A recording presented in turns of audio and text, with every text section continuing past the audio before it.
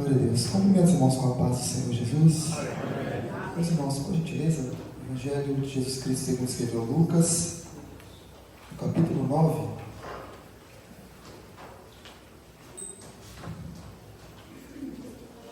Evangelho de Lucas, segundo escreveu Lucas, capítulo 9. Nós estaremos fazendo a leitura apenas de um versículo, apenas do versículo de número 23. Jesus dizia a todos: se alguém quer vir após mim, negue a si mesmo, dia a dia tome a sua cruz e siga. Meus irmãos podem estar se assentando em nome de Jesus. Meus irmãos, aqui nós estamos no Evangelho de Lucas. Se os irmãos folhearem um pouco a Bíblia e olharem no capítulo 1, nós vamos ver que na verdade este é um documento endereçado com quem escreveu e a quem estava escrevendo. Lucas vai escrever este documento com o objetivo de organizar ou colocar em ordem tudo aquilo que estava sendo falado ou comentado e que chegou aos ouvidos de um homem por nome Teófilo. Vai ser entendido que este homem ele tinha alguma alta posição, pois Lucas vai usar a palavra excelentíssimo quando ele vai tratar a categoria que ele vai chamar a este homem, excelentíssimo Teófilo. Então aqui nós temos um documento em nossas mãos, na qual Lucas vai escrever este documento para que este homem, por nome Teófilo, estivesse sendo conhecedor de tudo aquilo, de tudo quanto estava sendo falado, de tudo quanto estava sendo anunciado, de tudo quanto em relação a Jesus, este homem, na qual estava com o seu nome sendo anunciado a todos e chegou ao ouvido deste homem todos os acontecimentos. Então Lucas agora vai escrever e colocar todas as coisas, tudo aquilo que estava sendo dito em ordem. Então nós vamos ver que Lucas ele vai descrever e procurar e pesquisar, e vai falar também daquilo que ele ouviu, e vai também perguntar e pesquisar, e olhar aquilo que estava acontecendo, e vai documentar isto de uma forma, nós vamos ver de uma forma muito peculiar. Lucas ele é preocupado com os detalhes, ele é preocupado com a ordem que ele está colocando as coisas, para que Teófilo, ao ler este documento, ao ler aquilo que estava sendo escrito por Lucas, ele pudesse compreender acerca deste homem, acerca desse Jesus, desse Messias, na qual estava sendo tão falado na sua época. Então até o capítulo 9 nós vamos ver Lucas descrevendo o ministério de Jesus, diversos milagres, diversas maravilhas, e nós nos deparamos aqui com Lucas no capítulo 9, onde ele vai mostrar Jesus dando algumas instruções para os seus discípulos, e Jesus fazendo alguns milagres, na qual é citada a multiplicação dos peixes, dos pães. E Jesus agora vai ter um discurso, vai falar uma palavra aos seus discípulos e àqueles que estavam ouvindo, e é com base nesta palavra, neste versículo na qual Jesus vai dizer aos discípulos que nós vamos meditar nesta noite. A primeira coisa que nós precisamos entender é quem é este que está dizendo. No versículo 23 ele se inicia assim: Jesus dizia a todos, ou seja, a todos aqueles que estavam o ouvindo. Eu estive meditando neste versículo, e nós podemos meditar e entender que se fosse alguém, uma outra pessoa dizendo este versículo, ou poderia dizer uma autoridade, como um apóstolo, como os pais da igreja, nós já poderíamos tratar isso como algo muito sério, porque sabemos que tudo aquilo que está escrito foi inspirado pelo Espírito Santo para bom proveito nosso, para nos corrigir, para nos ensinar, para que nós possamos estar aptos a estar na presença do nosso Deus. Quanto mais a Jesus Cristo, o Messias, nos ensinando acerca daquilo que ele estava dizendo aqui neste versículo 23. Então a primeira coisa que eu quero chamar a atenção dos irmãos, para que nós possamos entender a profundidade deste versículo, é que nós entendamos quem é que está dizendo isso. E surge uma pergunta para nós: quem é o Messias? Quem é este Jesus na qual Lucas resolveu escrever e documentar para que Teófilo pudesse conhecer acerca de todas as maravilhas, milagres, prodígios e acontecimentos que aconteceu por volta do nome deste homem? Quem é este Messias? O que ele cumpriu? Por que ele possui esse nome? Por que ele possui essa tamanha importância e relevância, na qual levou Lucas a documentar este documento com tamanhos detalhes a Teófilo, para que ele pudesse estar sabendo e ciente de tudo na qual havia acontecido e estava acontecendo por intermédio desse Jesus. Nós precisamos entender, nós estamos comentando isso na nossa escola bíblica, comentamos isso hoje, que Jesus ele é o cumprimento. Jesus ele é o centro, ele é o alvo de toda a Escritura. Tudo que nós vamos ver no Antigo Testamento, todas as referências, todas as coisas, de algum modo elas apontavam para Cristo.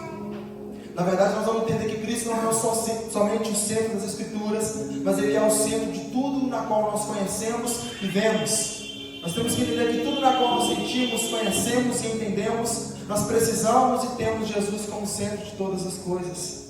Nós vamos entender quando nós lemos o livro de Gênesis, que na verdade houve um período, ou um momento, ou uma circunstância em que o homem ele se afastou, ou caiu, ou ele foi retirado da presença de Deus, por causa do pecado.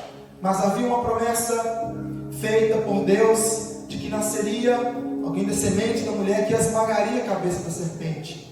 Então nós vamos ver que desde o livro de Gênesis, tudo agora vai permear, tudo agora vai caminhar, tudo agora vai ir em direção a essa promessa que Deus fez, que era o plano de reconciliação do homem com Deus, o plano na qual Deus iria traçar para que o homem pudesse se achegar até Ele.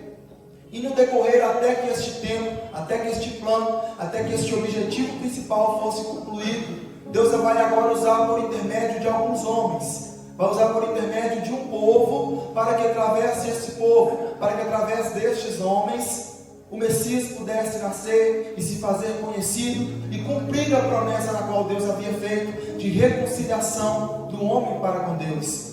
E aqui nós então chegamos até a pessoa de Jesus, na qual no decorrer do seu ministério nós podemos ler os evangelhos, e também nós estamos agora estudando o livro de Atos e vendo como a igreja pregava isso, mostrando para aqueles que estavam sendo seus ouvintes como Jesus era o Messias e por que ele era o Messias, e como as Escrituras apontavam para Jesus como o Messias, como o Salvador, como aquele a quem os homens estavam esperando para que nós pudéssemos agora nos reconciliar para o nosso Deus.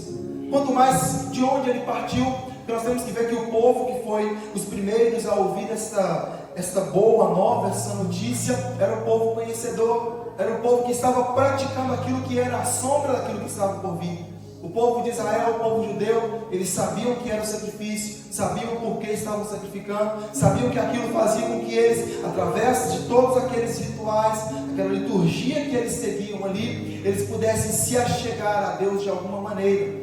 Mas já havia sido profetizado que tudo isso era apenas sombra, que tudo isso era apenas um apontar para aquele que estava por vir, que de fato aquele que estava por vir seria o cumprimento principal, o cumprimento verdadeiro de toda aquela preparação que Deus havia feito por intermédio do povo de Israel.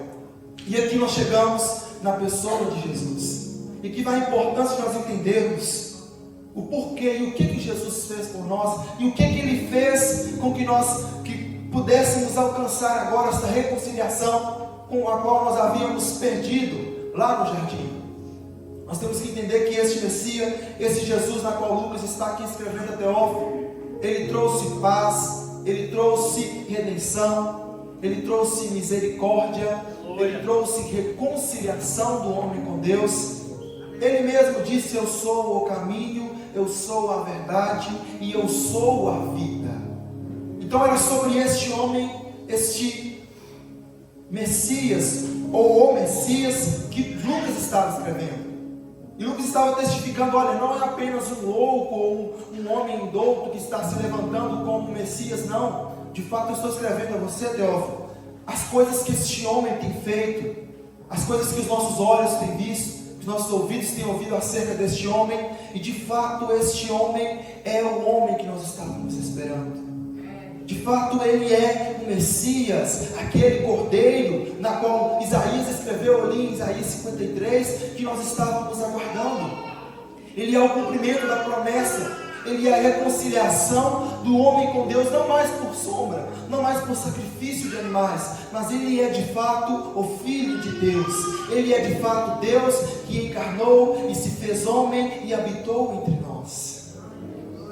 E é necessário nós entendermos isto primeiramente, para que depois nós possamos entender o que Jesus está dizendo aqui no versículo 23. Então a pergunta que nós podemos começar para começar a entender este versículo, nós podemos dar início, é como você enxerga Jesus. Porque Lucas, os evangelhos, a Bíblia nos fala de fato quem ele é. Mas a pergunta é como você tem enxergado Jesus. Você tem moldado a Cristo conforme o seu bel prazer, a sua vontade? Ou você tem enxergado e olhado para Jesus conforme as Escrituras nos mostram que Ele é? É importante nós entendermos dessa maneira. Porque se uma vez nós entendemos Jesus da maneira em que nós queremos, ou com o nosso olhar, nós corremos um sério risco. E esse risco nós estaremos falando aqui nessa noite. Então, para que nós possamos entender tudo na qual Jesus ensinou, tudo aquilo que Ele fez, tudo aquilo que Ele falou, e tudo aquilo que a Escritura e a Palavra de Deus fala sobre Ele, é necessário nós entendermos o que a Palavra fala de quem Ele é. E assim, nós temos que entender que Cristo Ele proporcionou o sacrifício. Ele foi o meio, o intermédio pela qual nós agora podemos nos reconciliar com Deus. Nós nos perguntamos como a Escritura revela a Deus. Nós entendemos na nossa escola bíblica hoje que é uma das bases principais e indispensáveis da igreja verdadeira, entender pela Escritura quem é o Deus que nós servimos, com quem nós somos reconciliados. E nós dizemos e conhecemos os termos nós conhecemos: Deus Santo, Deus Todo-Poderoso, o Deus Eterno, o Deus que fez todas as coisas, o Deus que está acima de tudo e de todos, onipotente, onipresente, onisciente, que não foi criado, mas que existe de eternidade a eternidade. Mas o que acontece conosco é que muitas vezes nós tratamos isso de forma muito superficial. E nós não entendemos primeiramente quem é este Deus que nós servimos, ou quem é o Deus que nós servimos, que é o único Deus verdadeiro, e quem foi a Jesus Cristo, na qual Ele enviou para que pudesse nos reconciliar com este Deus. E assim nós começamos a entender aquilo que Jesus vai dizer para este povo. E para que nós possamos fazer isso, é necessário que nós mergulhamos dentro de uma palavra chamada crer ou fé. E nós nos perguntamos: o que significa esta palavra? Crer. O que significa essa palavra fé? Nós podemos entender essa palavra como uma total, plena convicção daquilo na qual você crê ou daquilo que você acredita. É quando não há nenhuma sombra de dúvida, não há nenhum pensamento na qual te impede de entender que aquilo que está chegando aos seus ouvidos e ao seu coração é de fato uma verdade inquestionável. Isto é crer. E surge uma pergunta: o que diferencia o nosso Deus, o Deus que nós cremos, dos outros deuses? E usando o termo deuses porque nós entendemos dessa maneira, mas já sabendo que só existe um e único e verdadeiro Deus. Mas usando uma linguagem geral, porque os homens levantaram deuses para si, para adorar, para servir, para satisfazer as suas vontades. O que nos diferencia? O que faz de Cristo alguém diferente, alguém singular? Alguém que nós podemos colocar toda a nossa fé, toda a nossa convicção, não de uma maneira superficial, mas de uma maneira profunda, e colocar em prática esta palavra que nós falamos como fé, como crer. E quando eu estava meditando pela tarde neste versículo, eu comecei a ser constrangido, Nós falamos isso também nesta manhã. Que a palavra de Deus ela precisa nos constranger a cada dia mais nós mudarmos, sermos transformados por essa palavra. Maravilha.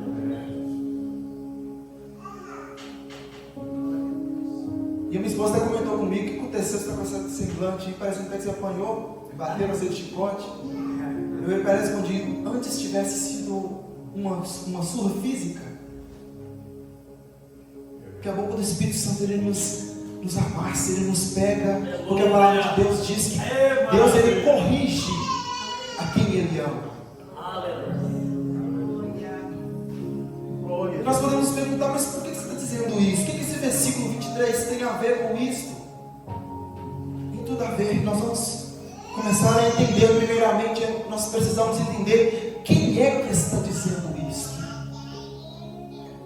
E entra essa questão de entender primeiramente quem é Jesus, mas não de uma maneira superficial como o mundo entende. Não é da boca para fora, é entender dentro do nosso coração quem é de fato a pessoa de Cristo, o que Ele fez por nós. Nós podemos parar e perguntar: o que nós estamos fazendo aqui nesta noite? Por que nós estamos aqui sentados e reunidos? Qual é o motivo que nós estamos aqui? Qual é a razão pela qual nós estamos aqui sentados? Jesus começa a ensinar. Note, entenda. Não é um homem, não é alguém eloquente, não é um filósofo, não é um estudioso.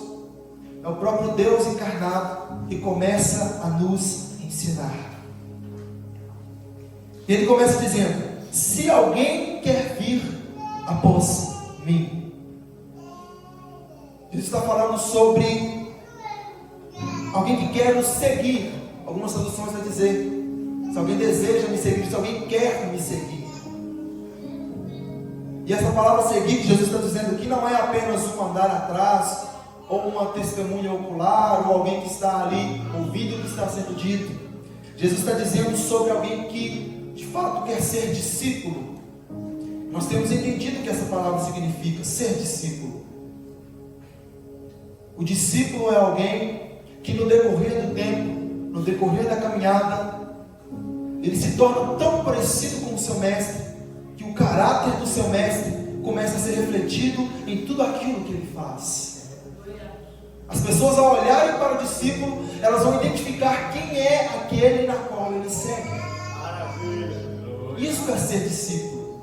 Então Jesus está convidando: olha, se vocês querem se parecer comigo, se vocês querem possuir o caráter que eu possuo, se vocês querem, quando os homens olharem para vocês e eles vejam a pessoa, a minha pessoa em vocês, então Jesus está fazendo um convite. E de fato é isso que nós precisamos ser. E aí nós entramos com o termo na qual nossos irmãos começaram a ser chamados, primeiramente de maneira pejorativa, mas que hoje nós temos a honra de ser chamados assim, ou pelo menos deveríamos ter, de cristãos. Um nome que surgiu diretamente do próprio Cristo. Então nós somos chamados de cristãos. E nos nossos dias de crentes, evangélicos, seja qual for o termo, tudo isso faz alusão para que as pessoas entendam que nós cremos neste Cristo que foi e está sendo pregado por esta santa palavra. Então Jesus começa dizendo: se você deseja, se alguém quer me seguir, se alguém deseja ser o meu discípulo, se alguém deseja refletir o meu caráter, se alguém deseja agir de tal maneira com que, ao ser olhado pelo mundo, as pessoas olhem para você e vejam não somente a você, mas vejam a mim sendo refletido nas suas atitudes, nas suas ações, no seu dia a dia. Então Jesus inicia com essa questão, inicia com este pensamento, para que as pessoas pudessem entender o mestre está ensinando. Maravilha. Algo sendo ensinado, algo sendo dito pelo mestre. Ele está dizendo a fórmula, ele vai nos dar o antídoto, a fórmula, a razão, o manual, para que nós possamos ser como Ele, para que nós possamos de fato poder dizer com honra, poder dizer com verdade em nossos lábios que nós somos cristãos, que nós somos discípulos de Jesus. Então Ele vai dar o antídoto, a fórmula, o meio pela qual nós podemos ou possamos ser identificados desta maneira. E Ele vai dizer: se alguém quer vir após mim, negue a si mesmo. Essa simples frase, tão pequena, ela traz tantas coisas para nós. Novamente voltando ao fato da pergunta que eu fiz aqui no início dessa mensagem: você crê no Deus que você serve? Você conheceu e entendeu pelas Escrituras de fato quem é o Messias? Quem é Jesus? E para o que você foi chamado? Por que você está sentado aqui nesta noite? Se Deus é o único e verdadeiro Deus, o que nos faz diferente dos outros que servem aos deuses falsos? Se Cristo de fato é o único caminho e nós somos chamados de cristãos, o que nos diferencia dos outros que se chamam de outras coisas? O que faz com que nós sejamos diferentes? Negue-se a si mesmo. É possível o ser humano fazer isso? É algo parece que contraditório.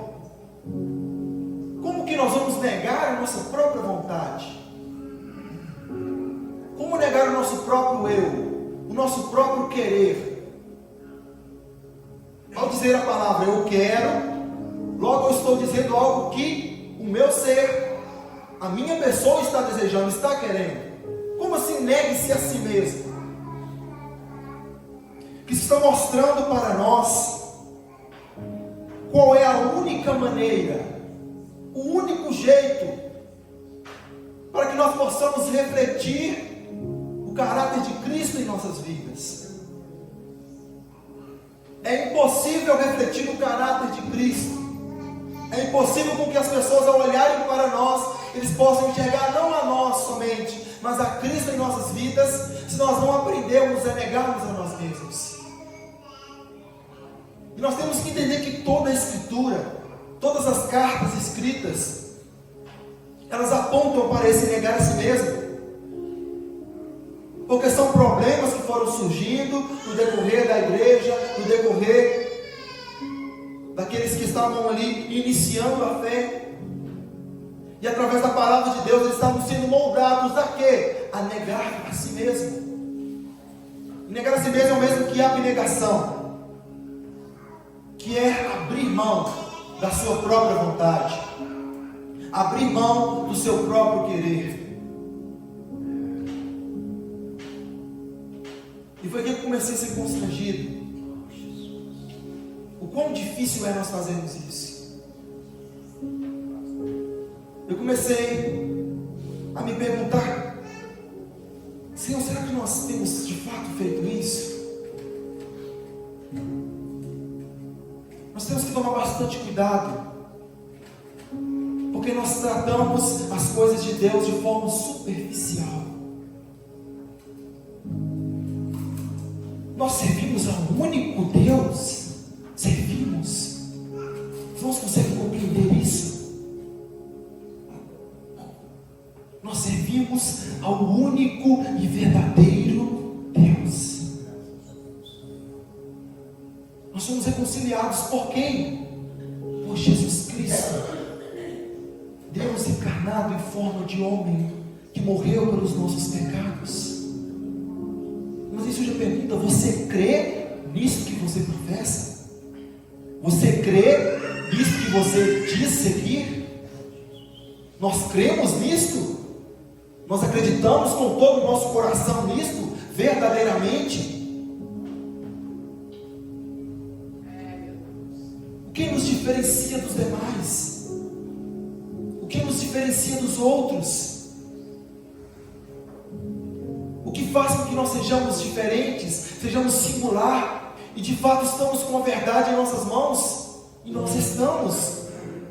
Mas aí surge a pergunta: o que nós temos feito com essa verdade?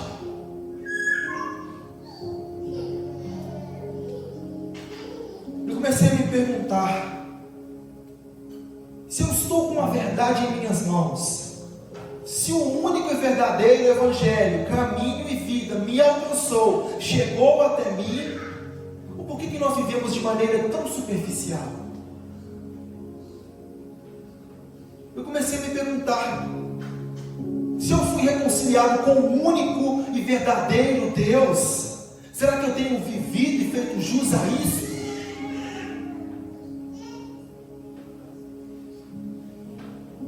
Eu comecei a me perguntar a maneira em como eu estou me comportando em relação à tamanha verdade que nos foi confiada, a tamanho acesso que nós tivemos através do sangue de Cristo.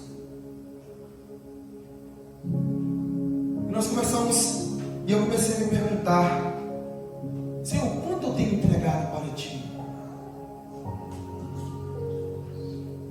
Irmãos, você serve e crê no Deus que fez todas as coisas, tudo que você enxerga e o que não enxerga, tudo que você entende e o que não entende, foi feito pela mão do Deus na qual nós fomos reconciliados com Jesus. Aleluia. Mas a pergunta que surge é: você entrega a este Deus aquilo que te sobra, ou você se entrega a Deus e faz com aquilo que te sobra as outras coisas? Nós de fato nos entregamos e nos rendemos ao nosso Deus, ou nós temos oferecido ao nosso Deus aquilo que tem sobrado de nós?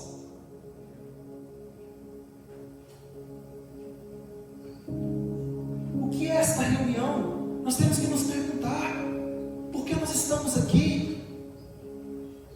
As outras pessoas também fazem isso, também tiram tempo, também oram aos seus deuses, também se sacrificam, também jejuam aos seus deuses, para que eles possam responder às suas preces, às suas orações. O que nos diferencia? O que nós temos feito de diferente? Nós dizemos que servimos ao único e verdadeiro Deus, de que Cristo morreu por nós na cruz, mas nós achamos um sacrifício ficar 2 horas servindo a este Deus. Achamos um sacrifício tirar 10 minutos de oração. Achamos um sacrifício ler a palavra. Eu tenho que tirar tempo para ler. Não deveria ser normal? Já que de fato nós servimos ao único e Deus verdadeiro. Não deveria ser normal? Porque nós temos com grande estima as pessoas que tiram tempo de oração. Não deveria ser normal orar, já que nós servimos ao único e verdadeiro Deus? Jejuar não deveria ser normal? Não deveria ser algo que nem deveria ser nem questionado ou falado? Tinha que ser feito de forma natural.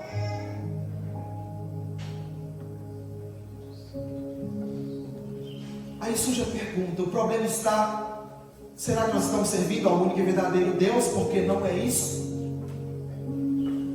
Será que Jesus é mesmo o Filho de Deus e o Messias que estávamos esperando porque não é isso? De fato Ele é? Ou somos nós que temos tratado as coisas de Deus de qualquer maneira? Negar-se a si mesmo.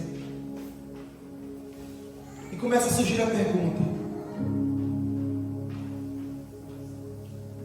nós vivemos como os cristãos, como é este: se alguém quiser vir após mim, somos discípulos, e entendemos que nós não somos deste mundo, e que nós não fazemos parte destes,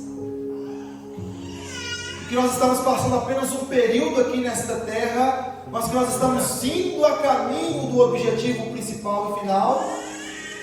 Nós temos vivido desta maneira, ou nós temos nos comportado como as pessoas que vivem neste mundo? Nós temos nos comportado de qualquer maneira.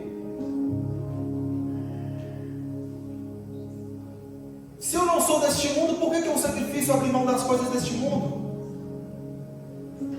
Se eu creio verdadeiramente no Evangelho, por que eu acho um sacrifício orar? Se eu sirvo ao único e verdadeiro Deus, não faz sentido. Glória a Deus. Não é um Deus, é o único Deus.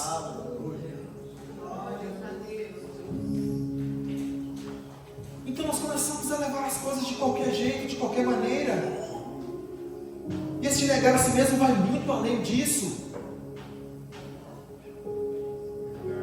Nós nos dedicamos tanto a coisas tão banais, tão passageiras, e não entendemos que nós não somos chamados para isso.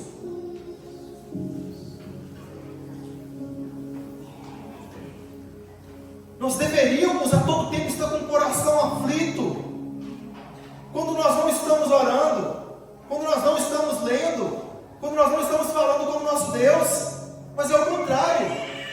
Quando nós estamos nesses momentos, ficamos com o nosso coração aflito. Quando é que vai acabar? Quando é que vai passar? Quando é que eu vou para a minha casa? Quando é que eu vou cuidar dos meus negócios? Quando é que eu vou me preocupar com a minha família? Quando é que eu vou festejar? Quando é que eu vou fazer as minhas vontades?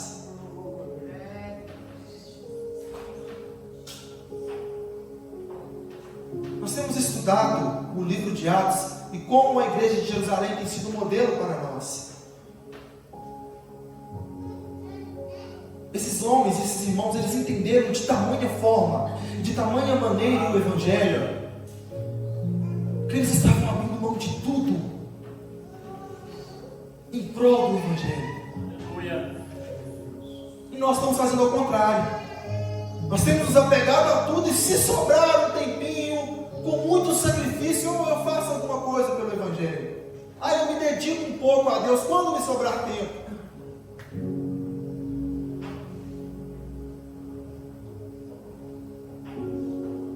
Eu comecei a me perguntar, Senhor, 2 horas de culto,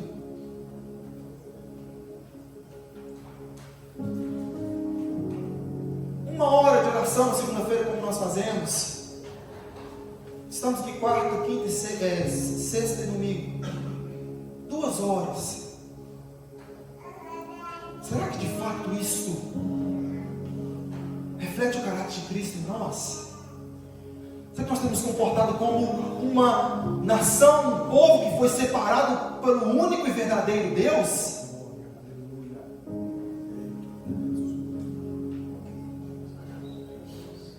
O que as pessoas, ao olhar de fora para a igreja, estão vendo de diferente em nós?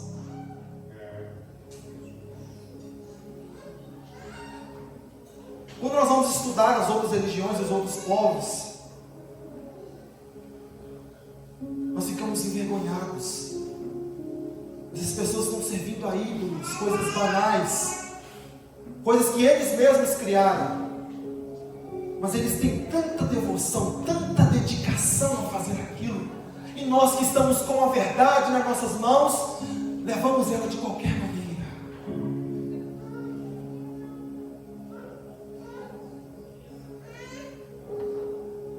E Cristo continua dizendo: dia a dia, tome a sua cruz e siga-me. Até este presente momento, eles não entendiam o significado de cruz como nós entendemos nos nossos dias. O que era a cruz para Cristo? Porque Cristo está dizendo: tome a sua cruz. Ou seja, eu estou carregando a minha. O que era a cruz para Cristo? A cruz para Cristo era o maior símbolo de obediência e devoção à vontade do Pai. Era o ápice do abrir mão, da abnegação. Paulo, escrevendo aos Filipenses, vai dizer que ele não usurpou, não teve por usurpação ser igual a Deus, mas ele abriu mão, ele se fez carne. Os irmãos conseguem imaginar isso? Será que com a nossa pequena mente conseguimos entender isso? Aquele que antes do universo existir, já existia, e por nos amar, Ele se fez homem para sofrer por nós. E Ele deu um maior exemplo do que era abrir mão. Eu te pergunto, nós somos chamados de cristãos, mas não temos vivido pela qual nome nós temos sido chamados?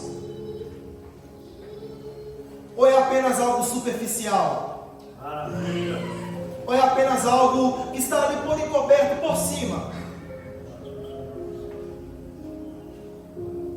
Algo interessante nós entendemos que o quão miserável nós somos.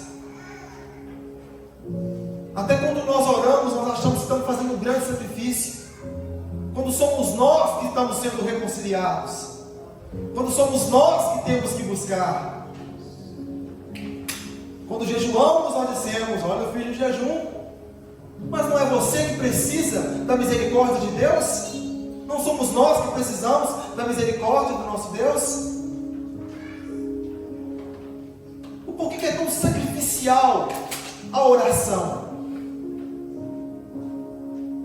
Quando nós dissemos ou falamos sobre alguns homens que foram reconhecidos no mundo por serem cristãos, nós vamos ver que estes homens, eles entenderam o que é negar a si mesmo.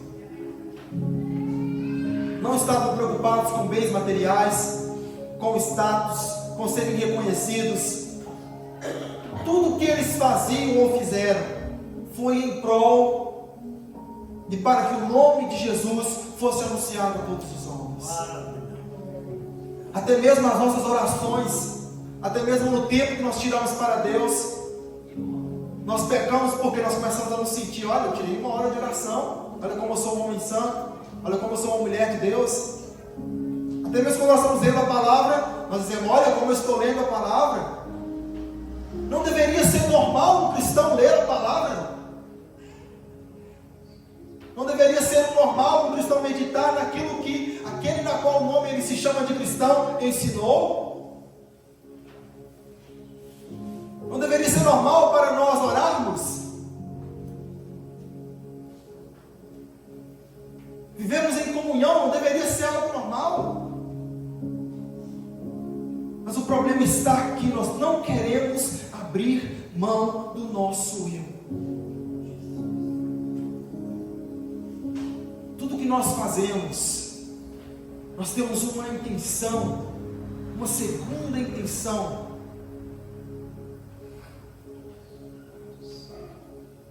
Quando nós compreendermos, e nós somos convidados a fazer isso através da palavra de Deus, o que nós estamos vivendo aqui nessa terra, irmãos, isso é algo maravilhoso. A oportunidade que nós temos. Por isso eu pergunto pela terceira vez: por que nós estamos sentados aqui nesta noite? Não se consegue imaginar o porquê nós estamos aqui? O que é, ou quão maravilhoso é poder nos chamarmos de cristãos, de filhos de Deus. Temos estudado a pessoa do Espírito Santo quando ele desceu sobre aquele povo ali no Pentecostes. Você sabe o que é esta dádiva maravilhosa de poder ser cheio do Espírito Santo? Nós temos trocado isso por nada.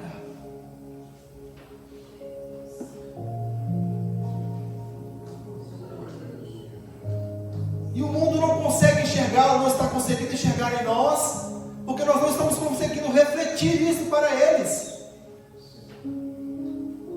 Porque eles olham para nós e dizem: é apenas mais uma religião, é apenas mais um ajuntamento. Não, você tem a sua fé, eu tenho a minha. Não, você tem a sua convicção, eu tenho a minha. Não, você serve ao seu Deus, que você acredita que fez todas as coisas, e eu sirvo ao meu.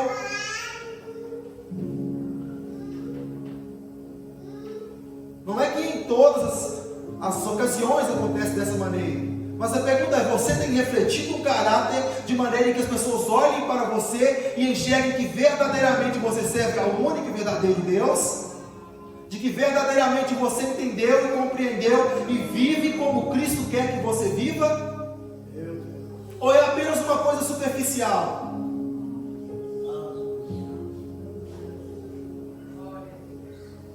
Eu comecei a me perguntar: eu vou à igreja para que as pessoas vejam que eu sou cristão.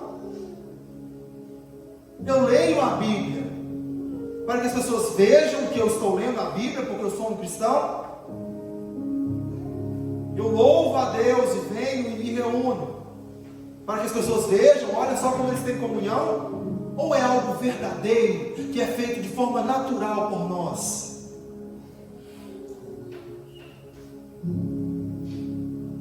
Deveria ser normal para nós acharmos estranho alguém que não ora, acharmos inconcebível alguém que não lê as Escrituras, achar que não faz sentido alguém que não se entrega por total, já que diz que serve ao único e verdadeiro Deus, e de que crê que verdadeiramente Jesus, Ele é o Messias e morreu pelos nossos pecados, e há de vir ainda, para buscar os seus. Eu pergunto para nós podermos refletir: onde estão os cristãos, os irmãos, que serviram a Cristo há 200 anos atrás? Onde eles estão? Há 100 anos atrás?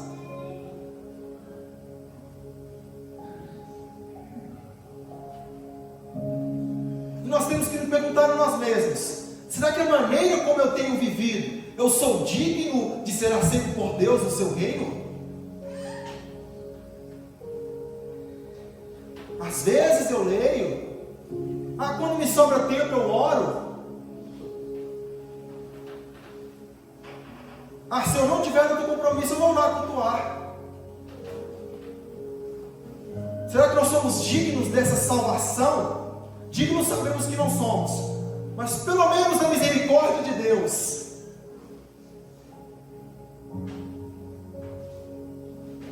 Por que é algo tão louvável quando alguém tira um período de oração? Quando nós ouvimos falar, tal pessoa orava 5 horas, 3, 4 horas por dia, nós falamos: oh, que homem de Deus! Nós não somos também homens e mulheres de Deus?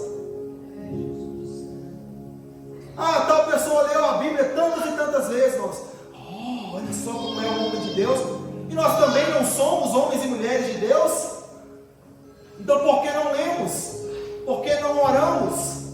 Por que não buscamos ao Deus e único Deus verdadeiro de todo o nosso coração e entendimento? Por que nós, se sobrarmos tempo, nós buscamos as coisas de Deus?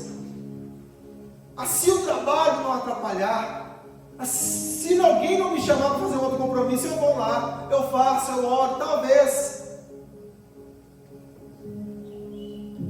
Vivendo de forma superficial.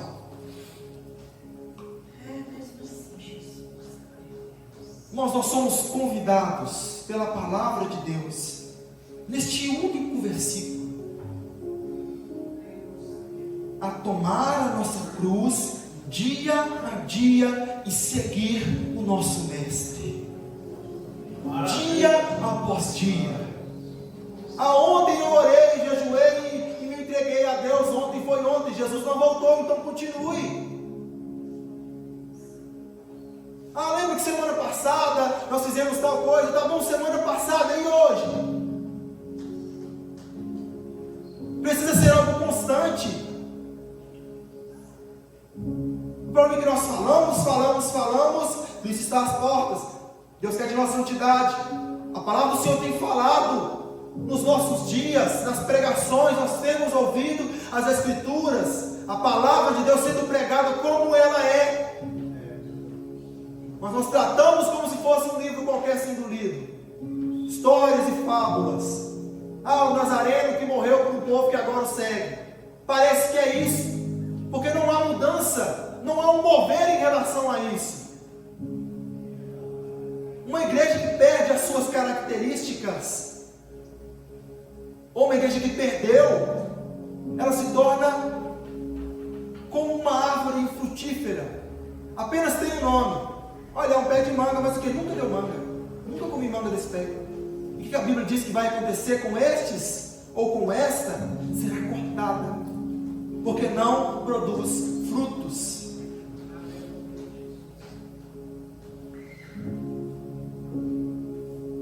nós possamos refletir todos os nossos dias, e não só refletir, passar a viver.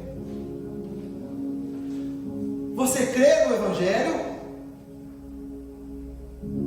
Você crê de fato que este homem, o nome Jesus, ele é o Messias? Você crê que você serve ao único e verdadeiro Deus? Então passe a viver conforme aquilo que você crê. Entregue-se por completo. Há uma outra esperança? Há um outro lugar que nós podemos ir? Há um outro caminho? Meus irmãos, paremos para refletir. Se você viver do melhor dessa terra durante toda a sua vida, eu te pergunto, no último dia da sua vida, você já bem velhinho, curtiu e aproveitou, e aí? E agora? E daqui para frente? O que você vai ter para responder para mim?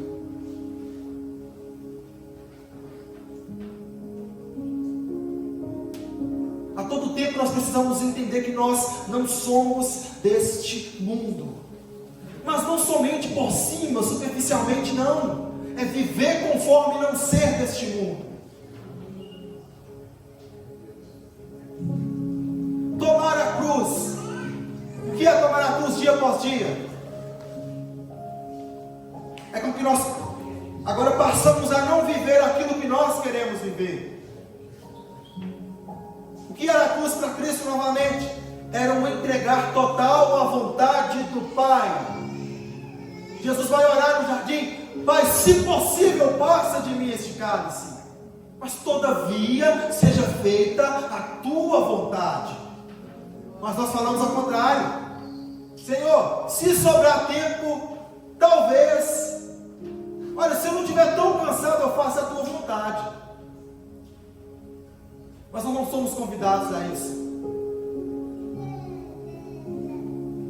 Se nós queremos seguir e ir após aquele que você e eu temos certeza que nós cremos, é por isso que eu enfatizei o porquê de entender quem é Jesus, e se de fato você crê que Ele é o Messias, Filho de Deus. Se é assim, então nós ainda temos muito o que aprender, nós ainda temos muito o que mudar, e moldados pela palavra de Deus. Maravilha. Talvez a princípio, até que nós compreendamos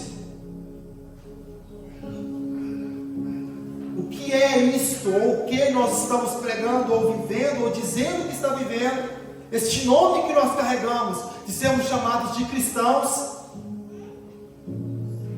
Aí você vai compreender e entender o quão distante nós estávamos quando nós antes nos chamávamos de cristãos. E a pergunta que nós fazemos é: o que eu posso fazer para nós, para mim e para você? O que nós fazemos com aquilo que a palavra de Deus tem nos confrontado a cada dia? Nós chegamos em casa, trocamos de roupa, dormimos e começa-se mais uma semana novamente. Aí da sexta talvez eu vou, domingo eu tenho que ir, não fui nenhum dia da semana. Ou eu vou passar a entender e a compreender, e nas minhas orações pedir: Espírito Santo, faça com que eu entenda verdadeiramente o que é ser um cristão, o que é refletir o caráter de Cristo neste mundo. Faça-me compreender o que é negar a mim mesmo e tomar a minha cruz dia após dia.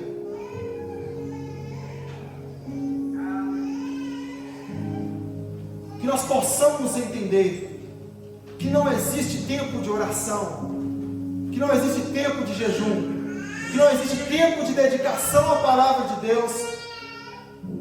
Que nós possamos dizer: está bom. Quanto mais nós buscarmos, quanto mais nós orarmos, quanto mais nós aprendemos da palavra de Deus, mais ainda nós precisaremos aprender e entenderemos o quanto nós ainda precisamos buscar. Precisa haver uma sede em nós, uma vontade de que quando a gente estiver no serviço, Nós ficamos inquietos. Senhor, quando é que eu vou poder ler a tua palavra? Quando é que eu vou poder tirar uns minutinhos para te buscar?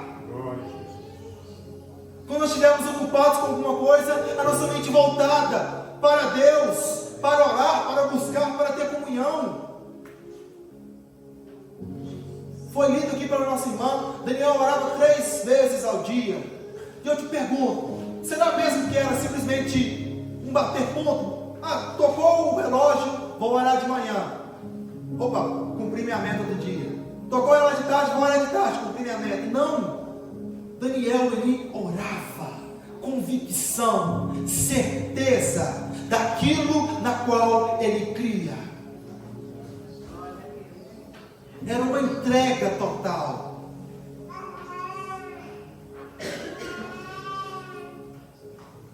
Que nós possamos, a cada dia, permitirmos sermos confrontados pela palavra de Deus, mas não para sermos apenas ouvintes, mas para sermos praticantes desta palavra, e ajudando uns aos outros a cada dia, colaborando uns com os outros, orando uns pelos outros a cada dia.